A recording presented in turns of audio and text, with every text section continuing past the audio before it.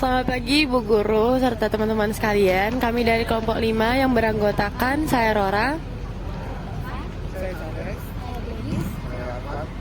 dan kami sedang bersama Pak Dija selaku guru BK kelas 11. Dan kami akan membahas mengenai masalah vandalisme yang terjadi di lingkungan sekolah. Jadi pertanyaan yang pertama, Pak, apa yang Bapak lihat sebagai penyebab utama perusakan fasilitas di sekolah SMA Sanatomo 1 Medan?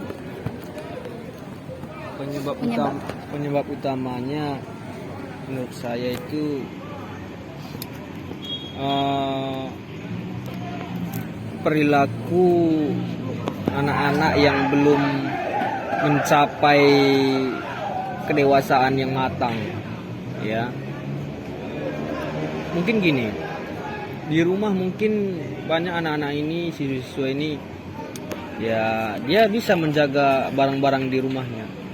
Tapi kalau sudah di luar, apalagi di sekolah misalnya, timbul perilaku-perilaku yang memang susah untuk dikontrolnya gitu ya. Dan yang kedua mungkin karena terikut-ikut sama teman, mengikut-ikut bagaimana cara teman-temannya menggunakan barang-barang fasilitas-fasilitas sekolah itu dengan tidak baik. Seperti memencet-mencet lift yang dengan keras ya, sampai nanti tombolnya bisa masuk ke dalam, jebol gitu ya. Jadi sebenarnya perilaku-perilaku yang seperti itulah yang merupakan penyebab munculnya tindakan-tindakan yang kita ketahui seperti vandalisme itu. Lalu Pak, pertanyaan kedua, apa bentuk perusakan fasilitas yang paling sering terjadi di sekolah kita ini? Yang pertama itu kerusakan wastafel di kamar mandi. Itu sering tersumbat karena banyaknya sampah-sampah ini masukkan ke dalam lubang wastafel. Yang kedua itu pintu kamar mandi sering lepas karena banyak saya mendapatkan informasi bahwasanya anak-anak ini suka menggedor-gedor atau memukul-mukul pintu. Yang ketiga paling sering juga itu tombol lift. Tombol lift itu ditekan-tekan sampai akhirnya tombol itu bisa masuk ke dalam dan tidak bisa lagi digunakan. Dan juga di lift itu sering juga anak-anak ini untuk menahan pintu lift. Contohnya maksudnya gini, dia mau ke atas, mau ke lantai 8, tapi posisi lift ini mau ke bawah, jadi tahan pintunya supaya bisa langsung naik ke atas gitu. Menurut Bapak, sejauh mana pengaruh pergaulan atau teman-teman di sekolah terhadap perilaku vandalisme ini? Tergantung bagaimana cara mereka berteman ya, cara mereka bersosialisasi juga. Kenapa saya bilang begitu? Ada memang pertemanan-pertemanan itu yang lebih mengarah ke arah negatif, tapi lebih banyak memang ke arah positif.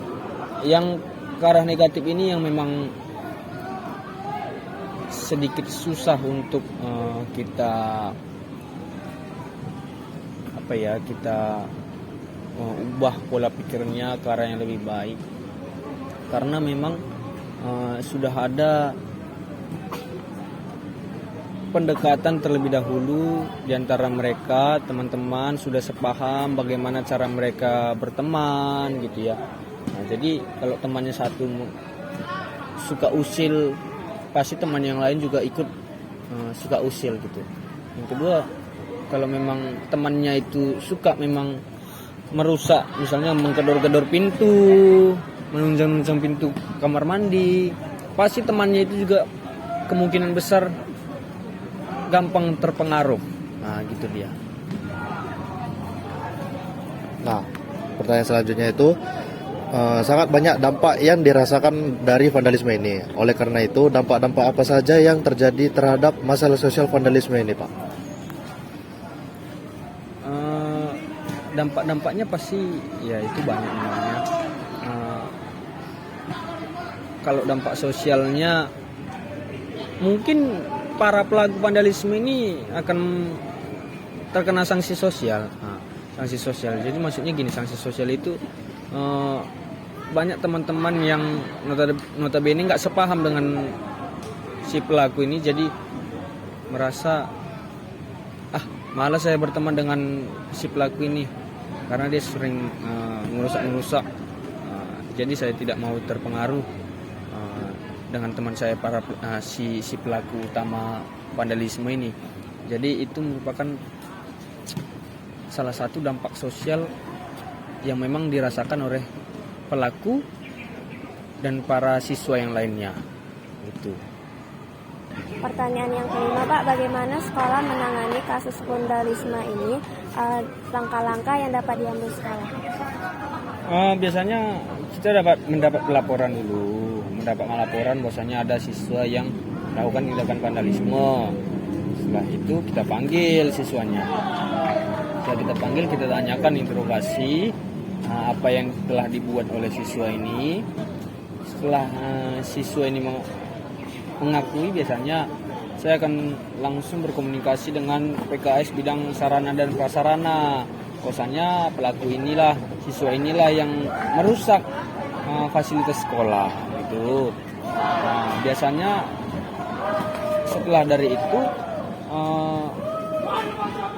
si pelaku itu akan berupaya untuk mengganti kerusakan-kerusakan yang telah dibuatnya. Kalau memang fasilitas itu rusak parah, biasanya kita panggil orang tua siswa juga untuk datang ke sekolah. Kita ceritakan bagaimana perilaku anak ini di sekolah. Yang keenam, Pak, apakah ada sanksi yang diterapkan bagi siswa yang merusak fasilitas sekolah? Ya, sanksinya itu seperti saya bilang tadi. Yang pertama harus mengganti rugi terkait kerusakan fasilitas sekolah. Yang kedua, kalau memang parah, biasanya kita akan panggil orang tua dan diberikan surat peringatan yang pertama. Pertanyaan selanjutnya, menurut Bapak, apakah dengan banyaknya siswa yang merusak fasilitas sekolah mengurangi akreditasi sekolah? Kalau itu menurut saya tidak ya. Tapi kalau nggak dikelola dengan baik, pasti ada penilaian tersendiri dari pengawas, dari pemerintah, dari dinas, pasti ada penilaian tersendiri. Lalu, seberapa efektif program pendidikan karakter dalam membentuk sikap siswa terhadap fasilitas sekolah? Sebenarnya tujuannya baik, pendidikan karakter. Tapi memang harus siswa itu menyikapi, memahami pendidikan karakter itu dengan baik. Kalau hanya sekedar numpang lewat aja ilmunya, itu nggak ada gunanya. Ibaratnya gini, masuk kiri keluar kiri, bukan masuk kiri keluar kanan, kan gitu. Kalau masuk kiri keluar kanan masih ada ilmu yang didapat walaupun sedikit. Ini masuk kiri keluar kiri berarti kan membal ilmu itu. Jadi nggak ada nanti gunanya pendidikan karakter itu. Jadi emang harapan saya untuk anak-anak ini ya paham lah tentang pendidikan karakter ini. Jangan tentang ilmu-ilmu sains, matematika yang jago, tapi pendidikan karakternya kurang. Itu dia. Bagaimana Bapak mengatasi stigma atau label negatif yang mungkin melekat pada siswa yang terlibat dalam perusakan? Itu sebenarnya agak susah ya. Itulah sanksi sosial tadi. Sama halnya seperti pelaku pencurian. Itu menurut saya sanksi sosial itu hal yang wajar dan hal yang lumrah diterima sama pelaku. Kenapa? Jadi siswa-siswa yang lain kan jadi berpikir, anak ini pelaku vandalisme, anak ini suka mencuri. Jadi kan orang-orang lain pun, siswa-siswa lain jadi was-was gitu, jadi agak-agak menjaga jarak. Tapi selalunya kita berikan nasihat-nasihat kepada anak-anak yang lain supaya tidak terlalu memikirkan tentang si pelaku ini. Ya berjalanlah seperti biasa, bertemanlah seperti biasa tanpa ada batasan-batasan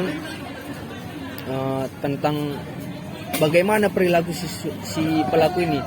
Alangkah baiknya memang kita mengampuni. Tuhan saja mengampuni. Kenapa kita manusia tidak bisa mengampuni, kan seperti itu. Nah gitu dia. Pertanyaan selanjutnya, apakah akhir-akhir ini kasus vandalisme meningkat di sekolah SMA Santo Thomas 1 Medan?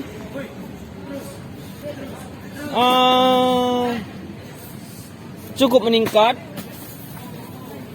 Kenapa? Memang banyak sekali saya terima keluhan-keluhan tentang fasilitas-fasilitas sekolah yang dirusak oleh siswa-siswa. Banyak sekali. Jadi, tapi tidak semua bisa kita dapat pelakunya. Yang bisa kita dapat pelakunya memang yang sudah terbukti, terekam di CCTV. Nah, itu yang mungkin bisa kita panggil, kita proses gitu dia. Oke Pak, pertanyaan selanjutnya, seberapa besar dukungan dari pihak manajemen sekolah dalam mengatasi masalah-masalah tersebut? Pihak sekolah sangat mendukung untuk penanganan para pelaku yang suka merusak fasilitas-fasilitas sekolah. Sebenarnya pihak sekolah juga agak jengkel ya melihat para pelaku-pelaku ini. Ini kan sekolah ini kan kita yang punya, siswa juga punya sekolah ini. Seharusnya kita harus saling menjaga. Gitu. Dan pertanyaan terakhir, apa strategi BK maupun sekolah dalam meningkatkan kesadaran siswa tentang pentingnya menjaga fasilitas yang ada di sekolah? Yang pertama, sudah ada pembelajaran pendidikan karakter. Pendidikan karakter itu memang sangat membantu sebenarnya, tapi memang harus dipahami oleh siswa tersebut. Kalau nggak dipahami, nggak ada gunanya. Dan yang kedua mungkin akan ada seminar bagaimana cara kita menyayangi dan menjaga fasilitas sekolah. Mungkin itu perlu juga dibuat untuk lebih memahami bagaimana siswa itu menyikapi tentang fasilitas sekolah, menjaga fasilitas sekolah. Mungkin itu dua lah yang akan dibuat gitu. Baik Pak, terima kasih Pak. Demikian wawancara kami mengenai vandalisme di lingkungan sekolah. Terima kasih. Sudah.